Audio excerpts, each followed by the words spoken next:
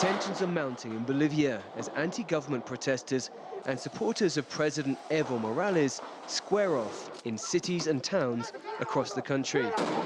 At least 3 people have been killed since violent clashes broke out after a contested presidential election last month. The latest victim, a 20-year-old student. The mayor of a small town was doused in red paint and forced to march barefoot through the streets until she was rescued by police. Both sides accuse each other of being behind the unrest. On Thursday, Bolivia's vice president said the opposition was stoking violence and called for it to cease. Yesterday was a shameful day which should never be repeated. We call on the promoters of this violence to rethink and return to an institutional path and no longer promote hate and humiliation against women, children, and workers. Peaceful protests like these can turn violent when night falls. It's now more than 2 weeks since Bolivia held its elections, and the public spaces in La Paz continue to be filled with protesters.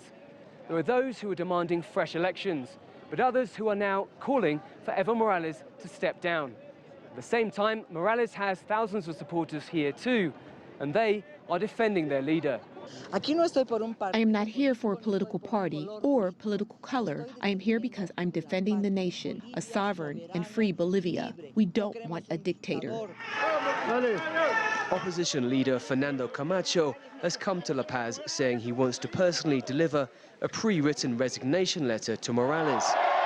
The president of nearly 14 years claimed an outright win on October the 20th, enough to avoid a second-round runoff.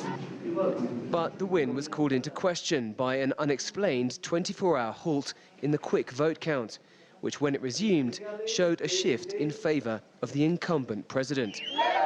As divisions in the country deepen, Bolivians await the result of an election audit by the Organization of American States.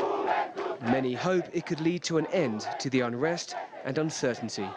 Dan Collins, CGTN, La Paz.